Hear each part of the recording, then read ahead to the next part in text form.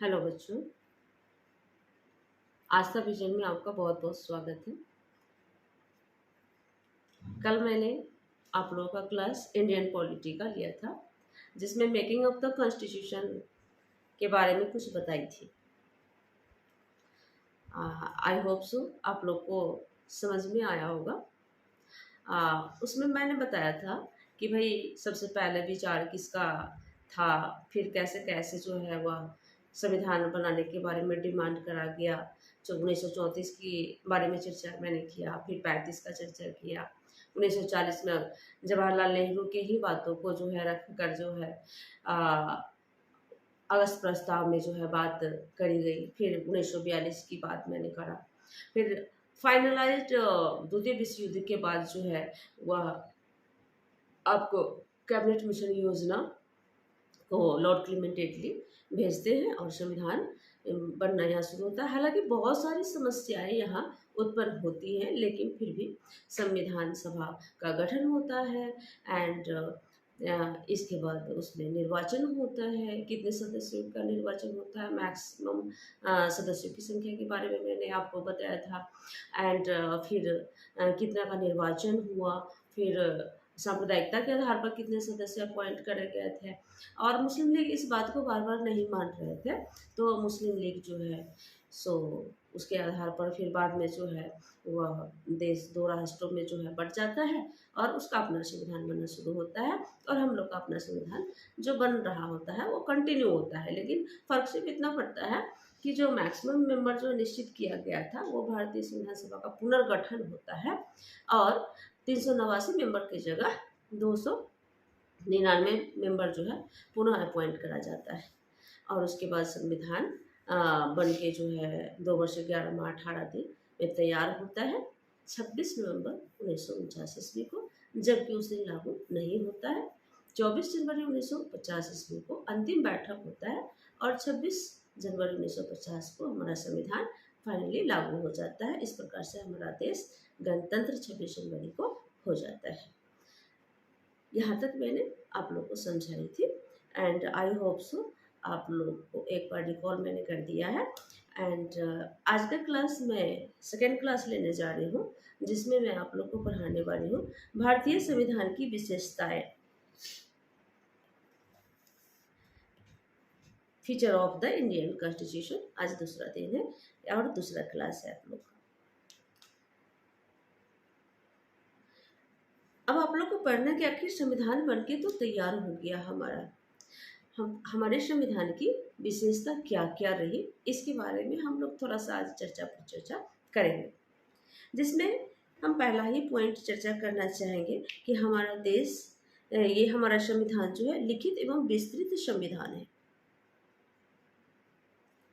हमारा संविधान लिखित संविधान है, आप लोग जानते ही होंगे। और हमारा संविधान लिखित संविधान किस देश की संविधान की तरह है, किस देश की संविधान के समतुल्य है?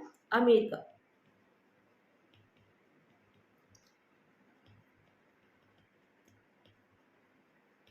अमेरिका के संविधान के समतुल्य है।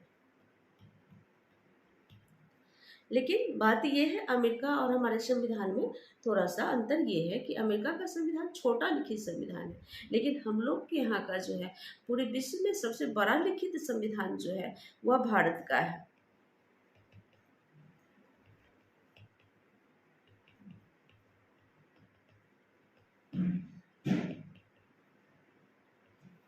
बड़ा लिखित संविधान हमारे भारत का है। बात बड़ा आखिर कैसे हो गया? तो हमारे संविधान सभा के मेंबर लोग ना कोई एक देश के कॉन्स्टिट्यूशन को नहीं पढ़ा, 60 देश का कॉन्स्टिट्यूशन पढ़ा और उसके बाद जो उनमें से बहुत बेहतर लगा उसको अडॉप्ट करते चले गए और इस प्रकार से बहुत मोटा हमारा संविधान हो चुका है। और समयानुसार जो है अभी भी जो है संशोधन होते हैं। अब लिखित संविधान है, बड़ा है, इसमें थोड़ा सा हम चर्चा करना चाहेंगे मूल संविधान के बारे में। थोड़ा चर्चा करेंगे कि मूल संविधान में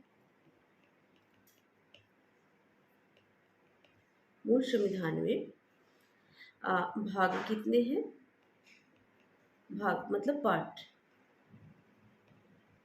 अनुसूचियां कितने हैं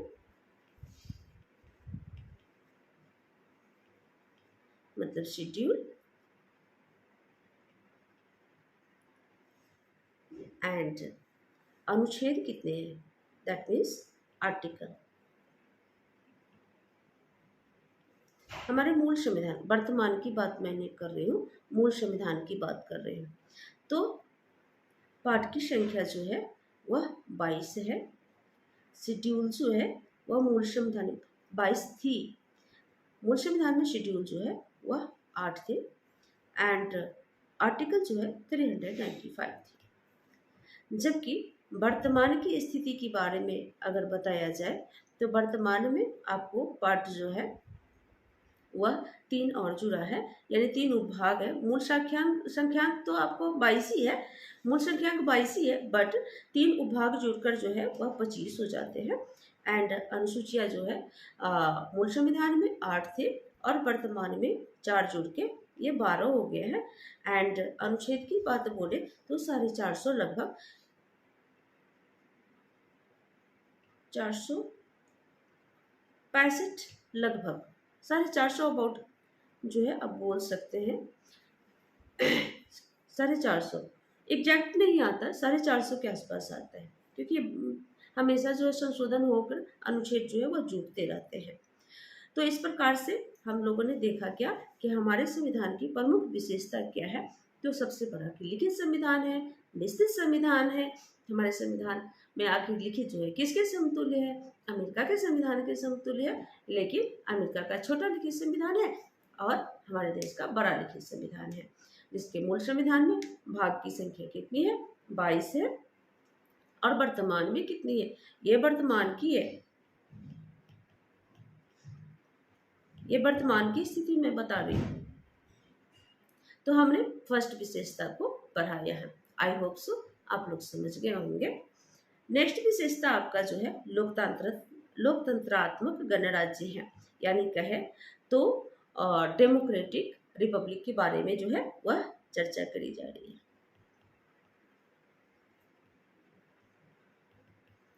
डेमोक्रेटिक कंट्री या रिपब्लिक।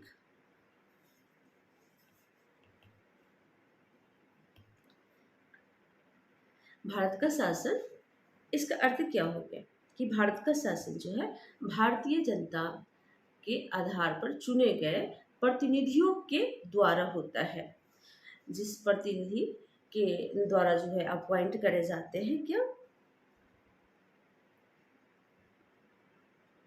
भारत का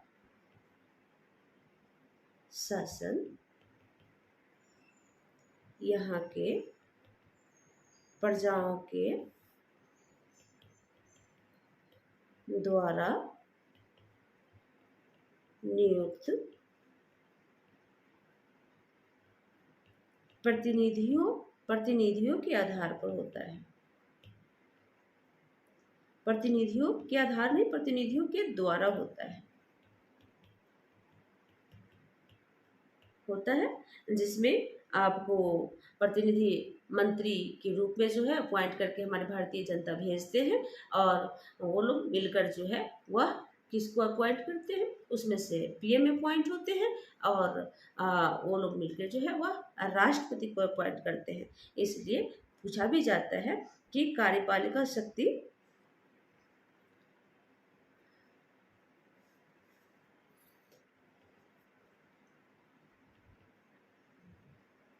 कार्यपालिका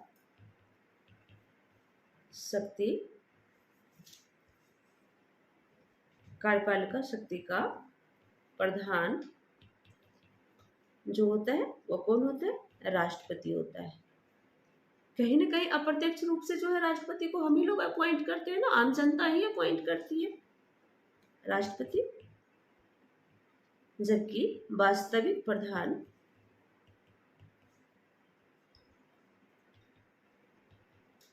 जो होते हैं वो पीएम होते हैं। कार्यपालिका को इंग्लिश में एग्जीक्यूटिव कहा जाता है। पूछा भी जाता है कि आपके एग्जीक्यूटिव हेड कौन है आपके कंट्री के, तो president, and de facto executive head जो है वो कौन है, तो पीएम के बारे में बताना है आप लोगों को। तो इस प्रकार से आप लोग ये समझ चुके हैं सेकेंड विशेषता के बारे में अच्छी तरीके से। कि आखिर कुल मिलाकर के हमारे द्वारा, हम जनताओं के द्वारा ही चुने गए प्रतिनिधियों के द्वारा चुने गए प्रतिनिधियों के द्वारा हमारे देश का सत्ता चलाया जाता है। आई होप सो ये दोनों पॉइंट आप लोग बड़ी बेहतर तरीके से समझ गए होंगे। नेक्स्ट आपका प्रमुख विशेषता में मैं बताने जा रही हूँ संविधान की प्रस्तावना। प्रस्तावना यानी प्रियम्बल के बारे में हम लोग बात करने जा रहे हैं।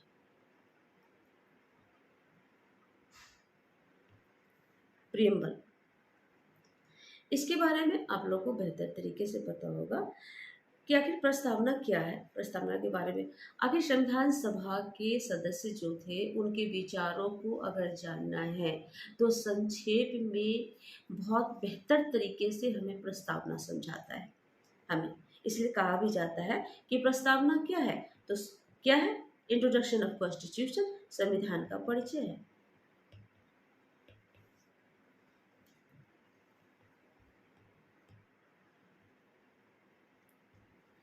कई प्रकार के उपनामों से जो है इसे जाना जाता है। संविधान का आत्मा भी प्रस्तावना को कहा जाता है।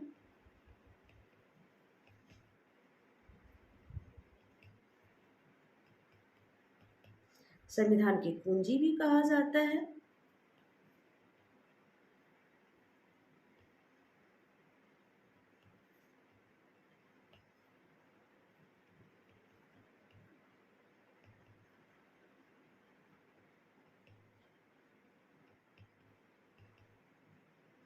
यानी कुल मिलाकर के है तो प्रस्तावना एक ऐसा फैक्ट है जो हमें संविधान सभा के सदस्यों के बारे में या हमारे संविधान के बारे में संक्षेप में सब सारा परिचय दे डालता है। तो ये आपका प्रस्तावना है। नेक्स्ट विशेषता आपका है संसदीय सरकार, पार्लियामेंट्री सिस्टम या पार्लियामेंट्री गवर्नमेंट।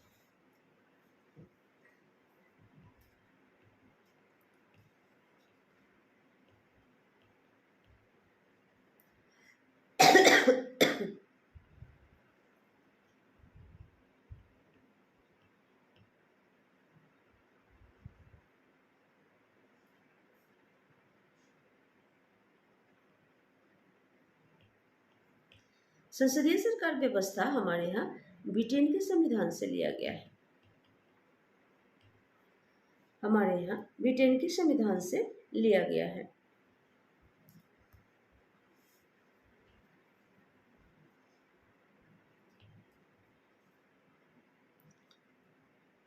इसका मतलब ही वही हुआ कि संसदीय सरकार का यहाँ पर तात्पर्य जो है हम यही लेंगे कि इस प्रणाली में जो है वह वास्तविक सत्ता का प्रधान कौन होता है, यानी कार्यपालिका शक्ति प्रधान कौन होता है।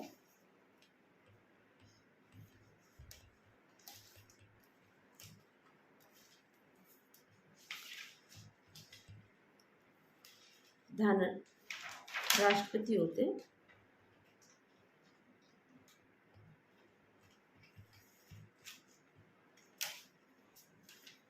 और कार्यपालिका की वास्तविक शक्ति, अगर वास्तविक शक्ति बोला जाए तभी मैंने बताया भी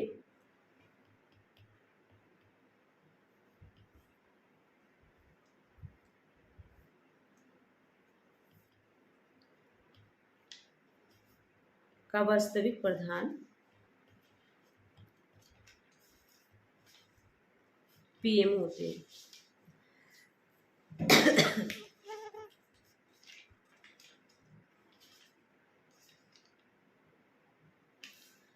तो आप लोग ये भी समझ गए कि संविधान की प्रस्तावना भी एक प्रकार की विशेषता है जो key of constitution, soul of constitution के नाम से जाना जाता है।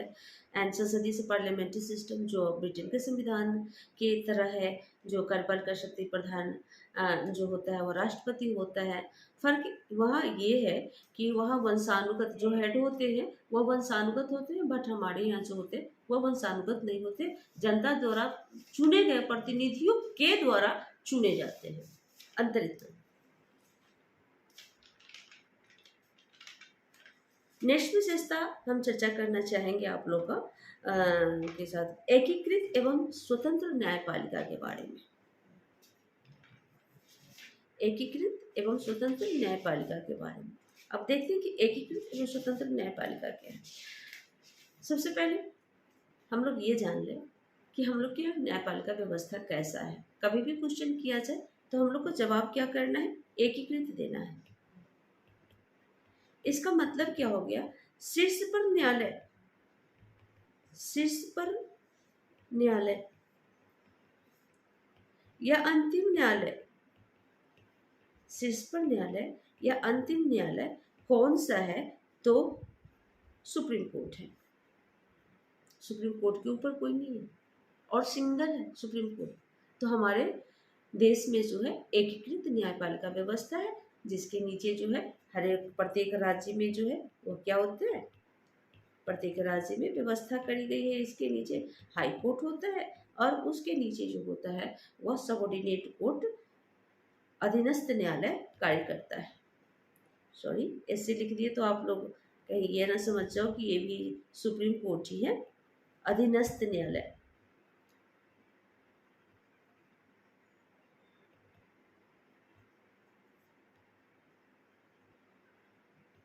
अधीनस्थ न्यायालय यानी आप लोग से क्वेश्चन करा जाए कि भाई हम लोग के यहाँ किस प्रकार की न्यायपालिका व्यवस्था है, तो एकीकृत या एकल न्यायपालिका व्यवस्था है। अर्थात शीर्ष पर न्यायालय कौन सा है, तो सुप्रीम कोर्ट है। अंतिम न्यायालय कौन सा है, तो सुप्रीम कोर्ट है। या हाई कोर्ट को कंट्रोल कौन कर रहा है, तो सुप्रीम कोर्ट है। ठीक है।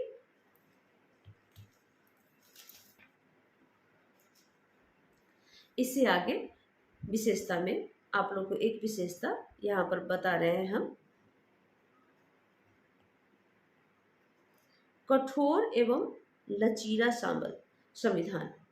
देखो हमारे संविधान जो है ना, हमारे संविधान कठोर भी है और हमारे संविधान लचीला भी है। अब कठोर किस मामला में है और लचीला किस मामला में, थोड़ा सा समझेंगे।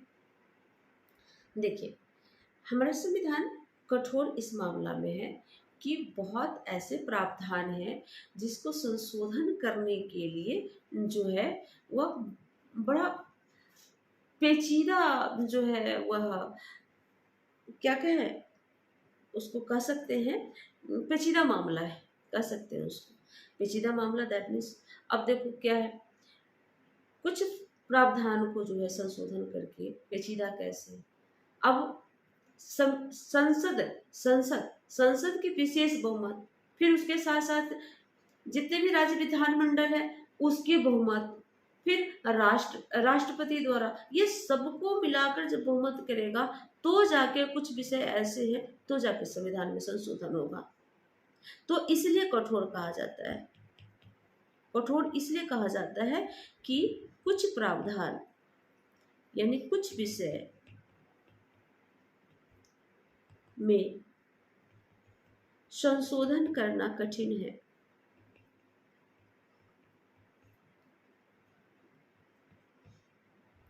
कठिन है बट लचीला जो यहीं पर फिर लचीला भी कह रहा है। लचीला इसलिए है कि बस साधारण बहुमत द्वारा जो है कोई विषय पर संशोधन करना है तो साधारण बहुमत द्वारा संशोधन हो जाता है। इसमें किसी भी प्रकार का जो है जो है नहीं है, किसी प्रकार की दिक्कत नहीं होता है, होना है संशोधन या नहीं होना है, क्लियर हो जाता है। लेकिन जो बहुत पेचीदा घुमा के आता है ना, संसद के विशेष बहुमत, फिर जाके राज्य विधानमंडल के बहुमत और फिर राष्ट्रपति का जो है मंजूरी, तो ये थोड़ा बड़ा कठोर बना देता है। साधारण बहुमत द्वारा जो संशोधन होता है इस आधार से इसको लचीला भी कह सकते हैं।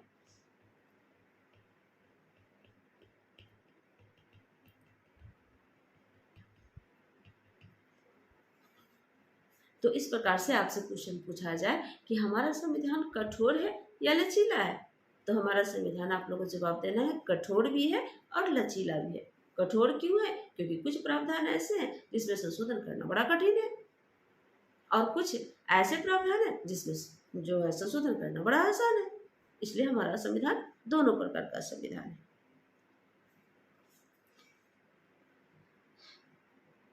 अब आपका नेक्स्ट विशेषता जो है वयस्क मताधिकार बल आता है।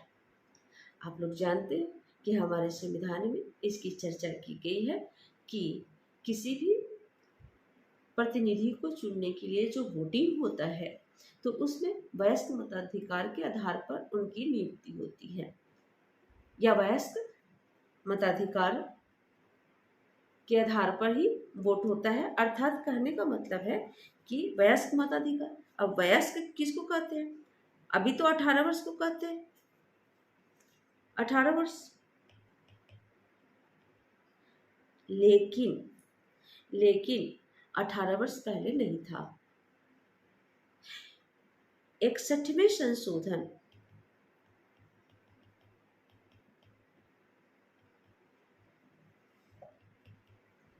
1989 के द्वारा पहले 21 वर्ष था, 21 वर्ष से 18 वर्ष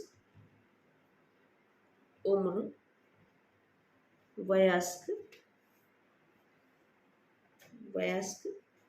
मताधिकार का कर दिया गया, अधिकार का कर दिया गया। क्लियर है? वयस्क मताधिकार का एज पूछे तो 18 वर्ष, लेकिन 1969 से पहले अगर आपसे पूछेगा तो आपको जवाब देना है कि भाई 21 वर्ष था। और वो किस संशोधन द्वारा किया गया? सॉरी 1969 बोले, 1989, 61 अमेंडमेंट है, संशोधन 61 है। चलिए अब नेक्स्ट विशेषता के बारे में, एकल नागरिकता यानी सिंगल सिटीजनशिप के बारे में बात करते हैं। हमारे देश में जो है, हमारे देश के संविधान में एकल नागरिकता का प्रावधान है। ये भी एक बहुत विशेष प्रकार की विशेषता है। एकल नागरिकता मतलब एक देश एक नागरिक। ऐसा नहीं है कि संघ का आपको जो है, संघ का अलग नागरिकता मिल गया और राज्य का अलग मिल गया। जैसे अमेरिका में संघ का अलग वहाँ आइडेंटिफिकेशन मिलता है, आइडेंटिटी कार्ड मिलता है, और राज्य का अलग मिलता है। तो हम लोग के यहाँ ऐसा नहीं है।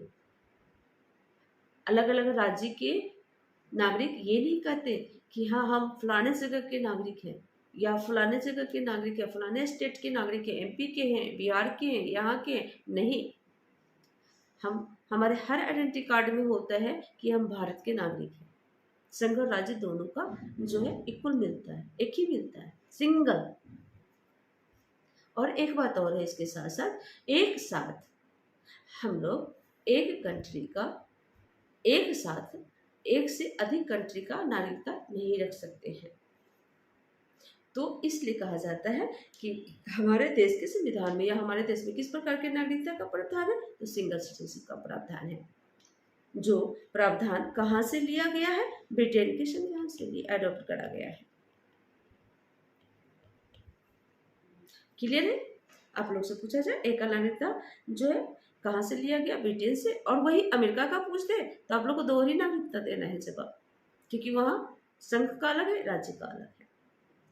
चलिए अब नेक्स्ट विशेषता पर हम लोग आते हैं। नेक्स्ट विशेषता आप लोग को है त्रिस्तरीय शासन, विकेंद्रीकृत या विकेंद्रीकृत व्यवस्था, उसी को कहा जाता है त्रिस्तरीय शासन या विकेंद्रीकृत व्यवस्था। ध्यान से सुनना, इसका मतलब क्या हो गया? इस व्यवस्था का तात्पर्य क्या हो गया? त्रिस्तरीय शासन। हमारे देश में त्रिस्तरीय शासन व्यवस्था चल रहा है। इसका मतलब हो गया संघ हो गया, राज्य हो गया, और स्थानीय समिति हो गया। स्थानीय शासन या स्थानीय सरकार कह सकते हैं, public government, local public government, Panchayati Raj नगर पालिका जिसमें आ गया। तो फर्स्ट, सेकेंड एंड थर्ड हुआ न त्रिस्तरीय शासन व्यवस्था। तो इस प्रकार से हम लोग यहाँ हमारे संविधान में एक त्रिस्तरीय शासन व्यवस्था भी एक विशेष प्रकार की व्यवस्था है। तो इस प्रकार से आज जो है आप लोग को हमारे संविधान की विशेषता क्या है इसके बारे में हम लोग परिचर्चा किए हैं। और यही नहीं, हमारे संविधान की और भी विशेषता है। हमारे संविधान की और क्या विशेषता है, देखो हमारे संविधान में बहुत अच्छे फैक्ट्स को रखा गया है। क्या रखा गया है, फंडामेंटल राइट्स को रखा गया है, मौलिक अधिकार है। मौलिक अधिकार भी एक विशेषता है जो हमारे देश के संविधान को कुछ अलग बनाता है, जो पार्ट 3 में है, यूएसए के संविधान से लिया गया है, जिसमें 12 से 35 आर्टिकल है। हमारे संविधान में एक और विशेष प्रकार की जो है विशेषता है, डीपीएसपी, राज्य के नीति निर्देशक तत्व के बारे में चर्चा करा गया है, जो पार्ट 4 आर्टिकल 36 से 51 में चर्चा करी गई है। उससे भी बड़ी बात और भी बता दे, जो छूट गया था हमारे संविधान में, जो 3 हमारे संविधान में एक फंडामेंटल ड्यूटीज, जो मौलिक कर्तव्य भी है, जो बाद में संशोधन करके डाला गया, जो पार्ट 4 के ए में डाला गया और उसका आर्टिकल दे दिया गया 51 का ए, जो सोवियत संघ के संविधान से अडॉप्ट करा गया 1976 में।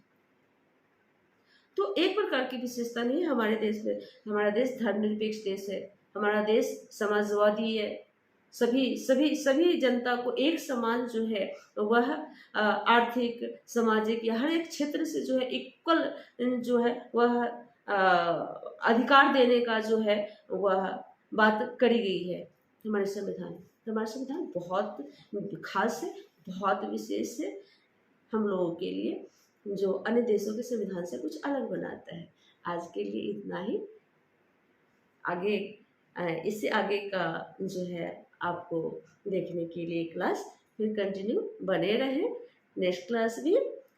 थैंक यू, धन्यवाद।